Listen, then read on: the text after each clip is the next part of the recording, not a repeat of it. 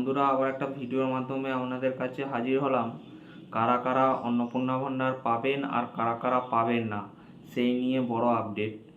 বন্ধুরা, যারা যারা লক্ষ্মী ভাণ্ডার পেতেন তারা তো অন্নপূর্ণা ভাণ্ডার পাবেন, আর 1 জুন থাকতেই আরম্ভ হতে চলেছে। আর বন্ধুরা, যাদের যাদের এসআইআরের নাম বাদ গিয়েছে তাদের অ্যানালাইসিস হবে। সেই তাদের মধ্যে কেউ মারা গেছে হয়তো, কেউ তারা তো আর অন্নপূর্ণা ভাণ্ডার পাওয়ার যোগ্য নয়।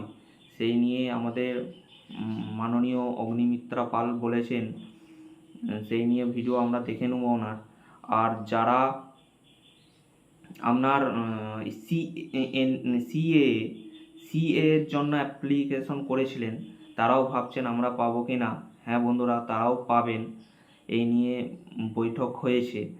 আর যারা ট্রাইব্যুনালে আবেদন করেছেন তারাও পাবেন অন্নপূর্ণা ভাণ্ডার, তাদের এখন বন্ধুরা প্রসেসিংয়ে আছে। এই কি বলেছে মাননীয় নারী কল্যাণ মন্ত্রী অগ্নিমিত্রা পাল, আমরা আপনাদের কাছে তুলে ধরছি। যারা লক্ষ্মীর ভাণ্ডার পাচ্ছিলেন তারা সবাই অন্নপূর্ণা ভাণ্ডার পাবেন। আমি আবার রিপিট করছি, যারা লক্ষ্মীর ভাণ্ডার পাচ্ছিলেন তারাই সবাই আবার অন্নপূর্ণার ভাণ্ডার পাবেন।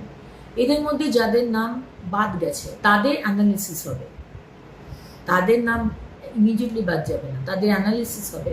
মারা গেছে সে তো আর লক্ষ্মীর ভাণ্ডার বা অন্নপূর্ণার ভাণ্ডার, লক্ষ্মীর ভাণ্ডার পেয়ে এসছে, অন্নপূর্ণার ভাণ্ডার সে পাবে না। কেউ যদি বাংলাদেশের সিটিজেন হন, নাগরিক হন, বা বার্মা, রোহিঙ্গা, সে তো আমাদের অন্নপূর্ণার ভাণ্ডার পাওয়ার তার যোগ্যতা নেই, সুতরাং তারা পাবেন না। যারা ট্রাইব্যুনালে আপিল করেছে, তাদের নাম কাটা গেছে, এবং যারা ট্রাইব্যুনালে আপিল করেছে তারা কিন্তু এখনো লক্ষ্মীর ভাণ্ডার পাবেন, তাদের নাম কিন্তু কাটা যাবে না, বিকজ তারা আপিল করেছেন, তারা প্রসেসে রয়েছে। এবং যারা সিএ এর জন্য আপিল করেছেন তারাও কিন্তু অন্নপূর্ণার ভাণ্ডার